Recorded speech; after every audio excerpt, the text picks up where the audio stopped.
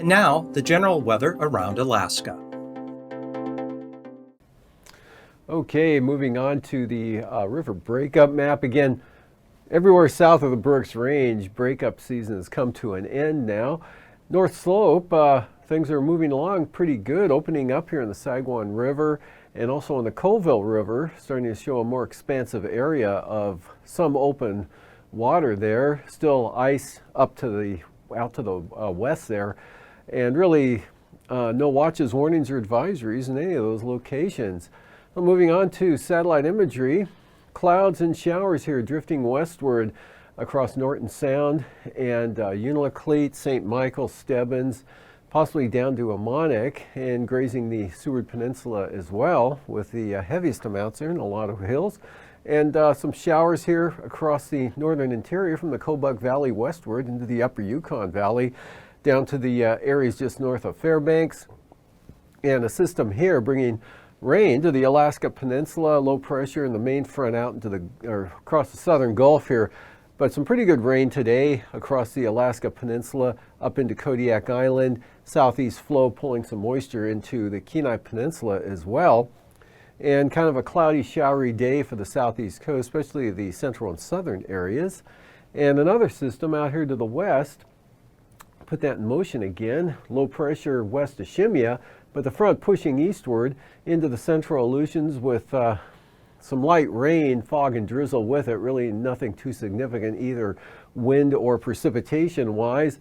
Although back toward the main low center, Shimia had a gust of 46 miles an hour peak wind gust with that system there. Otherwise, lighter winds, dry conditions over the eastern Bering Sea from the Pribilofs down to the eastern Aleutians. On the chart today, again, just a lack of storminess here is more in the presence of high pressure. The reason it's the winds are light with dry conditions over the eastern central Bering Sea.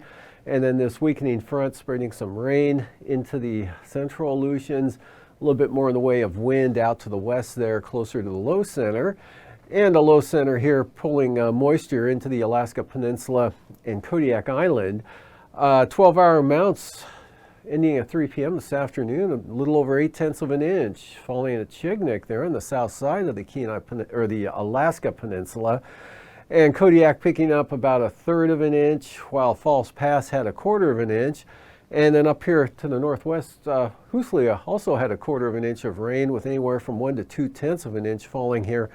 Stebbins, Unalakleet, St. Michael area into McGrath, Toledo, and Nikolai. So some pretty good wetting rains up through this area, and that extending eastward here into areas of the upper Yukon Valley along that trough. And rain and showers and cloudy skies over the central and southern southeast coast. And for tonight, that trough here that brought the gusty winds with the rain into portions of the Kenai Peninsula and Prince William Sound today, that'll dissipate tonight, and showers will linger over western Prince William Sound, but basically ending everywhere else. Still some scattered shower activity up here to the north, but also look for some clearing periods there, especially in the central part of the state. This evening, the rain and showers diminish over the southeast coast, and then by tomorrow morning, this system will begin to increase the wind and rain on the central and south coast there as that low pressure tracks eastward a little bit.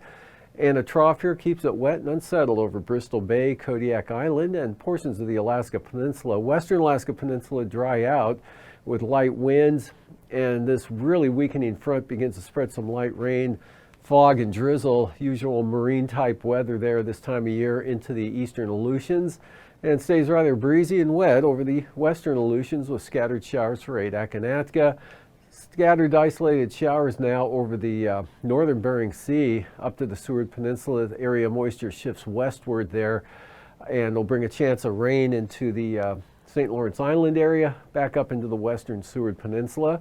North Slope Arctic coast stayed dry. Still some lingering showers here over the southern slopes of the Brooks Range, central and southeastern Brooks Range. And for tomorrow, Friday, that area of moisture kind of slides westward here for afternoon showers on the possibly down into the Kobuk Valley and extending back up toward Anatuvik, Adigan Pass, Chandelar Lake, and those areas. And partly to mostly sunny, afternoon showers over the interior, And should be maybe a little bit more in the way of sun here for south central and southern Alaska. It's the Sitna Valley. Although coming southward, the clouds will increase over the Kenai Peninsula and down along the south coast. Chance of rain, the northern edge of the precipitation shield with this low in the Gulf, real close to the coastline, so it wouldn't take much of a northward or southward shift to either put you in a rain pattern or keep it dry. Better chance for Kodiak Island, Yakutat on down to Dixon Entrance. Pretty easy periods of rain for the day on Friday there. And then moving into the Saturday time frame, another front develops. This low center actually pulling back to the west a little bit here. And another front develops there along just to the east there as the original front moves through and weakens. So scattered showers over the southeast coast, rain or showers along the North Gulf Coast. Really not much change in conditions there into Prince William Sound, southern Kenai Peninsula. And again, partly to mostly cloudy, scattered afternoon showers, mountainous terrain of south central Alaska up to the Alaska range. Could be a mostly sunny day up here in the mid and upper Tanana Valley over to the 40-mile country up toward the Yukon Flats there, with a thermal low here over the eastern interior. Scattered showers back to the north and west of that feature down to the southwest coast. Scattered showers for the Alaska Peninsula, a very weak trough there. And no big storms out here at all, just a real weak thing here just north of the central Aleutians. Could kick off a couple of showers and that's about it, but winds no factor at all. Getting a little breezy though up through the Bering Strait to the western Arctic coast areas. Could see gusts 25-30 miles an hour, places like Cape Lisburne down to Tin City and Wales, those locations there.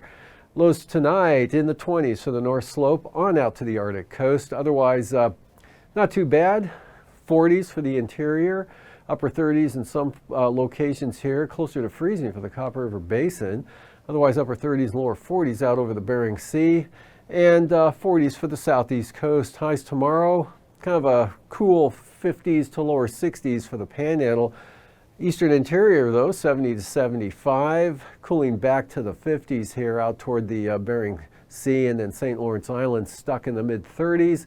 30 to 35 for the North Slope and the Arctic coast, lower 40s here for the Bering Sea, and mid to upper 40s for the Aleutians. And then the high, or for the lows, 40s over much of the interior, except for the areas north of the Brooks Range, back into the 20s, and 30s, Pribilof, St. Lawrence Island, mid to upper 40s for the southeast coast. And highs on Saturday afternoon, again, kind of a thermal low developing here in the interior. So look for highs in the well into the 70s, maybe mid to upper 70s there in the Yukon Flats, near 70 out toward Galena, down to Nikolai and McGrath, cooling back again to the 40s, the lower 50s along the coast, lower 30s St. Lawrence Island, Tin City, Wales, high forecast to be about 30. Otherwise, 30 to 35, as I mentioned, for the Arctic coast, and lower to mid 50s for the Panhandle.